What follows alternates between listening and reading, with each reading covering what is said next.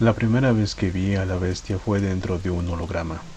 Su figura apareció suspendida sobre la mesa circular de la sala de conferencia, formada por líneas azules que temblaban cada vez que el generador sufría una variación de energía.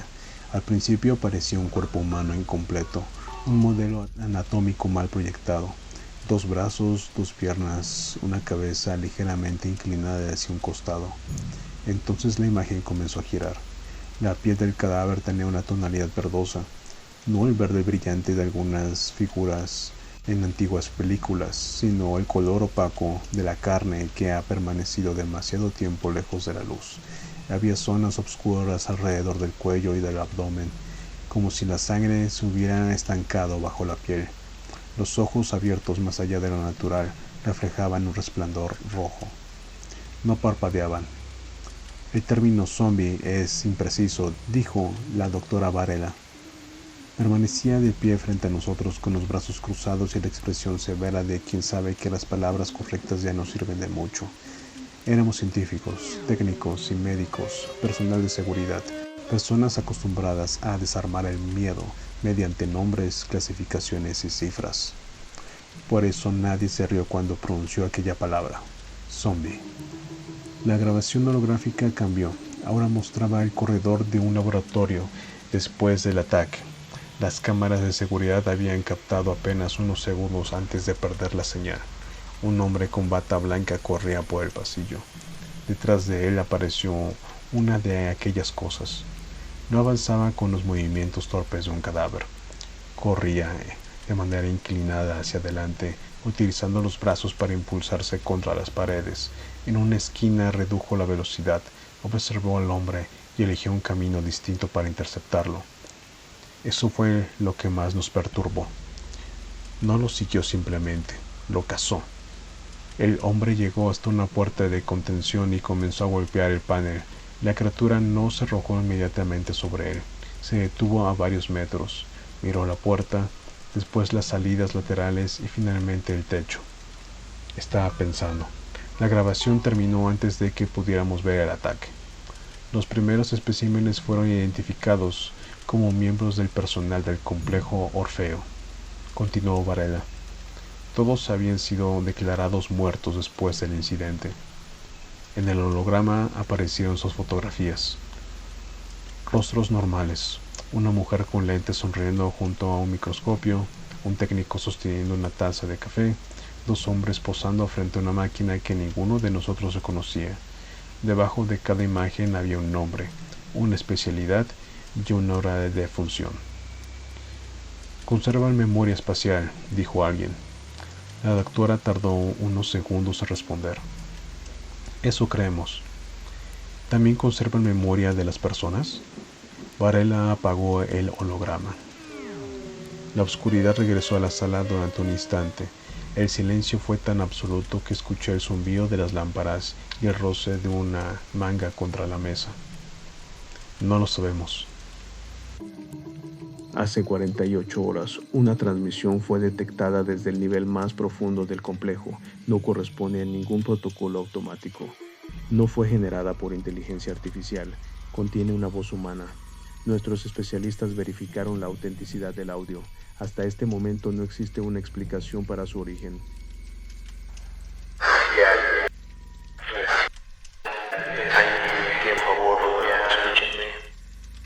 No sabemos quién realizó esta grabación. Su misión tiene tres objetivos. 1. Localizar el origen de la transmisión. 2. Recuperar toda la información científica almacenada en el servidor central. 3. Si existen supervivientes, traerlos de regreso.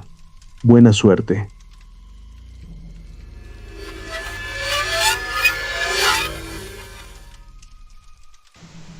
Esa fue la última reunión que tuvimos antes de que comenzara la evacuación. Después llegó la nieve. No recuerdo cuánto tiempo transcurrió entre aquella conferencia y nuestra entrada al búnker. En mi memoria, ambas escenas están unidas por una sensación de caída, como si la realidad hubiera perdido varios fragmentos y solo conservara los momentos en los que comprendimos que todo estaba empeorando. Nevaba con una violencia extraña. El viento arrojaba los copos contra nuestros visores y borraba las huellas casi en cuanto las dejábamos atrás. Las luces de emergencia del complejo apenas podían verse a través de la tormenta. Eran puntos rojos hundidos en la blancura, señales débiles que indicaban la entrada subterránea. Corríamos hacia ellas. Detrás de nosotros algo se desplazaba entre los edificios. No podíamos verlos con claridad, pero escuchábamos el metal doblarse. Primero un golpe, después un crujido prolongado, luego el estrépito de una pared desplomándose. Éramos muchos al principio, decenas de personas divididas en equipos, descendiendo por las compuertas del búnker, mientras el personal de seguridad intentaba organizar una defensa. Algunos cargaban cajas de suministros, otros llevaban armas que apenas sabían utilizar. Había quienes todavía preguntaban hacia dónde debíamos evacuar, como si existiera otro lugar al cual ir. El búnker tenía 7 niveles. En teoría, cada uno podía sellarse de forma independiente. Las oficinas, laboratorios y salas de almacenamiento estaban construidos para soportar explosiones, contaminación química y semanas de aislamiento. Nadie había calculado qué ocurriría si algo suficientemente fuerte pudiera arrancar una puerta de acero con las manos desnudas. La primera compuerta se cerró detrás de nosotros.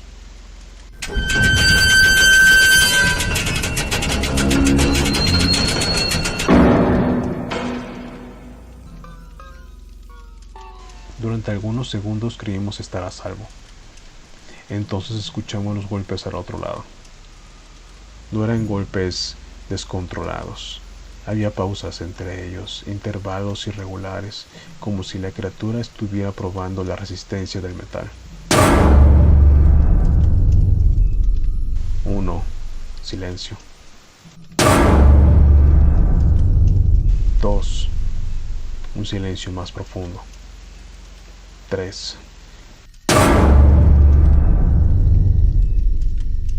La compuerta comenzó a deformarse hacia adentro. Alguien gritó que bajáramos. La multitud se dispersó por las escaleras y los corredores. Los equipos dejaron de existir casi de inmediato. Cada persona siguió a quien parecía conocer una ruta, una salida o un almacén de armas. Bajamos al segundo nivel mientras las luces parpadeaban y las alarmas repetían instrucciones que ya nadie escuchaba. Conserva la calma. Diríjase al área segura más cercana. Espera indicaciones del personal autorizado. Las indicaciones se interrumpieron con un estallido. Después llegaron los gritos. No provenían de nuestro corredor. Sonaban detrás de las paredes o en niveles superiores. Al principio eran voces aisladas, órdenes, súplicas, personas llamándose por sus nombres. Luego se convirtieron en una sola cosa, un coro de dolor amortiguado por concreto y metal. Continuamos bajando, no porque supiéramos a dónde ir, sino porque los gritos siempre parecían venir de arriba. En el tercer nivel encontramos una armería vacía. Los soportes permanecían abiertos. En el suelo había cargadores, cajas rotas y manchas de sangre. Uno de los técnicos se arrodilló y comenzó a buscar municiones debajo de los muebles, aunque no llevaba ningún arma. Debe quedar algo, repetía. Tiene que quedar algo. Pero nadie le respondió. Una mujer le pidió que se levantara. Él continuó revisando las cajas. Los dejamos allí. En el cuarto nivel nos alcanzó el sonido de la segunda compuerta a ceder. El metal lanzó un gemido grave, casi animal. Luego escuchamos los pasos. Eran demasiado rápidos. Bajamos por las escaleras de mantenimiento y algunos perdieron sus mochilas. Otros arrojaron equipos para correr con mayor facilidad. Cada objeto abandonado parecía contener una pequeña parte de nuestra antigua vida. Instrumentos, muestras, computadoras, expedientes, años de trabajo golpeando los peldaños y desapareciendo en la oscuridad. Yo sentía la respiración arderme en la garganta. El aire frío de la superficie seguía atrapado en mis pulmones, pero el búnker era cálido y húmedo. El sudor descendía por mi espalda, mis piernas comenzaban a temblar, no por cansancio, sino con la certeza de que, aunque corriéramos con todas nuestras fuerzas, aquellas cosas podían alcanzarnos cuando quisieran. No estábamos huyendo, solo estábamos eligiendo un lugar donde moriríamos. En el quinto nivel nos separamos de los demás. Un ataque ocurrió demasiado cerca. Algo golpeó la pared al final del corredor y la lámpara de acero se abrió hacia afuera como un papel mojado. Vimos un brazo atravesarla, largo, verde, cubierto de sangre hasta el codo. No esperamos ver el resto. Éramos 5 personas cuando encontramos el laboratorio. La doctora Varela Mendoza, especialista en sistemas, una mujer llamada Irene, del equipo médico, Salvatierra, seguridad interna, y yo. Entramos y cerramos la puerta manualmente. Mendoza bloqueó el mecanismo con una barra metálica. Salvatierra apagó las luces principales y dejó encendida una lámpara de emergencia junto a la pared. El laboratorio quedó sumergido en una penumbra blanquecina. Durante varios minutos nadie habló. Solo escuchábamos pasos que se alejaban y después volvían. Más tarde desaparecieron por completo. Sabíamos que no debíamos movernos. Correr produciría vibraciones. Hablar podía revelar nuestra posición. Incluso respirar parecía un acto demasiado ruidoso. Nos sentamos entre mesas cubiertas de polvo y estantes con frascos vacíos y terminales que llevaban años desconectadas. Aquel laboratorio no aparecía en los planos actuales. Debió pertenecer a la etapa anterior al complejo, quizá incluso al proyecto que había creado a las criaturas. Sobre las paredes había fotografías, personas de pie frente a las mismas mesas, equipos completos sonriendo bajo la luz blanca. Hombres y mujeres que ignoraban que sus rostros terminarían abandonados en una habitación subterránea. Comencé a revisar los documentos. No buscaba una cura, no buscaba tampoco una explicación. Creo que solamente necesitaba mantener las manos ocupadas. Había cuadernos de laboratorio con las esquinas amarillentas, hojas cubiertas de fórmulas y expedientes marcados con códigos que yo no reconocía. Muchas páginas ya habían sido arrancadas, otras contenían notas apresuradas en los márgenes. Actividad neuronal posterior a la muerte clínica. Respuesta muscular superior a los valores esperados. Reconocimiento de rutas conservado. En una página alguien había escrito con tanta fuerza que la punta del bolígrafo había perforado el papel. No están regresando, algo los está utilizando. Entonces intenté prender la computadora del lugar. El lugar tenía electricidad, así que no debía tener problema y tuve éxito. En la computadora algunos archivos no guardados fueron dejados en la superficialidad como si tuvieran tanta prisa que olvidaron los protocolos. Había un archivo de audio titulado simplemente que reproduje con bajo volumen usando mis audífonos. Doctor Elías Navarro, Proyecto Orfeo, la energía auxiliar ha comenzado a fallar. No creo que salga con vida. Si este mensaje llega a alguien, necesito que olviden todo lo que les dijeron sobre una infección. No encontramos ningún virus, no encontramos parásitos, tampoco una alteración genética compatible con la reanimación celular. Lo intentamos todo, abrimos los cuerpos, analizamos cada órgano, cada tejido, cada neurona. No hay explicación biológica. Ellos no están regresando. Algo los está utilizando. No puedo definir qué es. No pertenece a ninguna clasificación conocida. No responde a ningún comportamiento biológico. No actúa como una inteligencia artificial. Todo empezó con guardias nuevos y juegos de azar. Así de simple. Lo peor es que aprende rápido. No intenten razonar con ellos. No intenten buscar humanidad. Las personas que conocimos ya no están ahí. Tienen lo que les decimos, pero les da igual. Sus microgestos nos delatan, pero su silencio es opcional. Si llegan demasiado tarde, destruyen el lugar.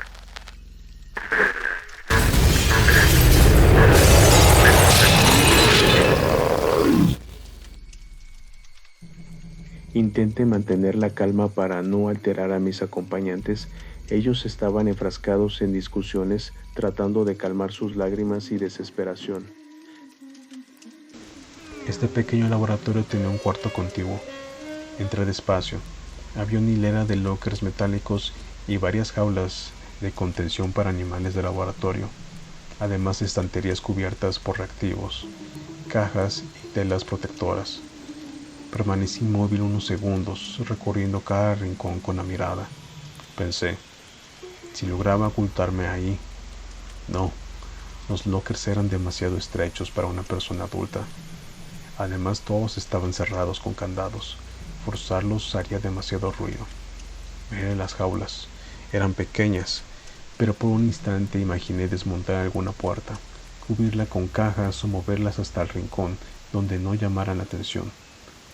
Observé después los estantes, los reactivos, las telas, los cartones. ¿Y si ocultaba mi olor con los químicos del laboratorio? ¿Y si me cubría con las lonas? ¿Y si la criatura perdía mi rastro? Tal vez se marcharía, tal vez buscaría en otro nivel, y conseguiría así una noche más, solo una noche más. Calculé mentalmente cada posibilidad, el ruido, el tiempo, el espacio, la fuerza de aquellas cosas. Una por una fueron desapareciendo, no porque dejara de pensar, sino porque cada respuesta terminaba exactamente en el mismo lugar. Ninguna funcionaría. Aún así seguía buscando. No podía permitirme dejar de hacerlo mientras existía una sola posibilidad, por absurda que fuera. Detrás de mí, mis compañeros comenzaban a discutir en voz baja. Debimos quedarnos en la superficie, murmuró Irene. Nos habrían encontrado antes de llegar a la carretera, respondió Mendoza. No lo sabes. Sí lo sé. Todo esto fue por ustedes, dijo Salvatierra, mirando a Varela. Por los científicos, por sus experimentos. La doctora no respondió. ¿Qué hicieron aquí?, insistió. ¿Qué demonios hicieron? Yo no trabajaba en el laboratorio. Pero sabías. Sabía lo mismo que ustedes. Mentira. Las voces aumentaron apenas, pero en aquel silencio parecían gritos. Mendoza pidió que se callaran. Irene comenzó a llorar sin hacer ruido. Las lágrimas bajaban por su rostro mientras apretaba los labios con ambas manos, aterrorizada de que incluso su llanto pudiera condenarnos. Salvatierra revisó su arma. Tenía una sola bala. Todos miramos por un momento y nadie dijo nada. No servirá contra ellos, dijo Mendoza. Salvatierra sostuvo el arma entre las rodillas. No es para ellos. La frase quedó suspendida en la habitación. Volví la vista hacia los documentos. Había una fotografía suelta dentro de una carpeta. Mostraba a 6 de los investigadores reunidos, alrededor de un pastel. Alguien había escrito una fecha en la parte posterior y una frase.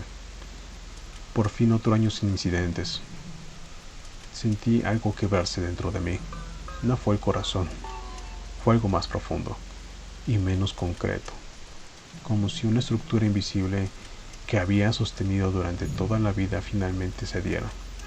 Hasta entonces había tenido miedo. El miedo era doloroso, pero también útil. Me obligaba a pensar, a observar las salidas, a calcular distancias. Mientras tuve miedo, una parte de mí continuó creyendo que debía existir una solución. Pero frente a aquella fotografía comprendí lo que no había. No teníamos armas, no teníamos comunicación, no sabíamos cuántas criaturas recorrían el búnker. No existía una salida hacia la superficie que no estuviera cubierta por una tormenta o vigilada por una de esas criaturas. Y aun si lográbamos escapar, no sabíamos qué quedaba fuera. Mi cuerpo entendió la verdad antes que mi mente. Los músculos de mis piernas dejaron de estar tensos, los hombros descendieron, la respiración, que hasta entonces se había mantenido rápida y superficial, se volvió lenta. Sentí frío en el centro de mi pecho. No un frío causado por el ambiente, sino una cavidad que se abría detrás del esternón, un espacio vacío que parecía extenderse hacia el abdomen y la garganta. Ya no deseaba correr, ya no deseaba encontrar un arma. Ni siquiera quería saber quién había creado a las criaturas. Todo esfuerzo comenzó a parecerme absurdo. Pensé en las personas de las fotografías, en quienes habían escrito aquellas notas, en los equipos que gritaban detrás de las paredes, en los años de investigación almacenados en aquel lugar, cubiertos ahora en una capa de polvo. Tanto trabajo, tantos nombres, tantas vidas reducidas a papeles que nadie volvería a leer. Todos pronto seríamos lo mismo, 5 cuerpos dentro de un laboratorio olvidado. Tal vez otro equipo llegaría algún día, Tal vez encontrará nuestras cosas, nuestras fotografías, nuestras últimas anotaciones. Quizás se preguntará quiénes habíamos sido antes de quedar encerrados aquí. O quizá nadie vendría. La discusión terminó. No porque hubiéramos llegado a un acuerdo, sino porque todos comprendimos, uno después del otro, que no había nada que decir. Varela se sentó contra la pared. Irene apoyó la cabeza sobre sus rodillas. Mendoza observó la puerta y Salvatierra sostuvo el arma con ambas manos. Yo permanecí frente a los archivos y entonces escuchamos algo en el corredor. Un roce, después un paso. La criatura se detuvo al otro lado de la puerta. Nadie respiró. El metal emitió un sonido leve, casi delicado. Una uña recorrió lentamente la superficie exterior, de arriba abajo. La criatura sabía que había una habitación allí. Quizá también sabía que nosotros estábamos dentro. El arma tembló entre las manos de Salvatierra. Irene cerró sus ojos. Mendoza comenzó a mover los labios, pero no produjo ningún sonido. Tal vez rezaba, tal vez repetía un nombre. Yo miro otra vez la fotografía. 6 personas sonriendo alrededor de un pastel. Durante un instante imaginé sus voces, la luz blanca del laboratorio, el sonido de los platos y las bromas. Imaginé aquel lugar cuando todavía tenía un futuro.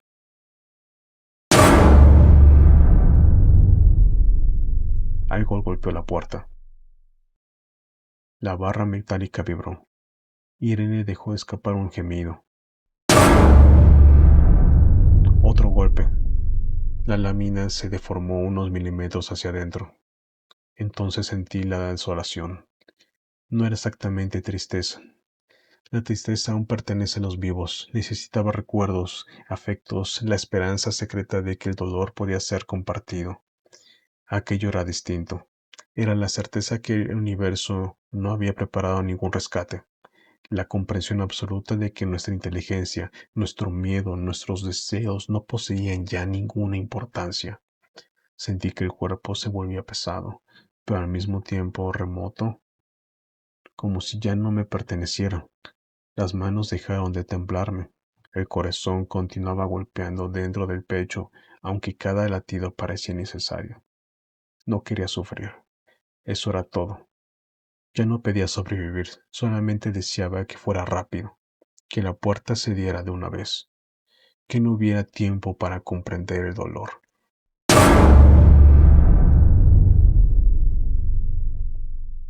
El tercer golpe arrancó uno de los soportes. Nadie gritó. En aquellos últimos segundos nos miramos unos a los otros y vi el mismo vacío en todos los rostros. Ya no había acusaciones, ya no había científicos, médicos ni soldados, ni culpables ni inocentes. Solo 5 personas esperando al final. La puerta comenzó a abrirse. Del otro lado surgió una mano verdosa.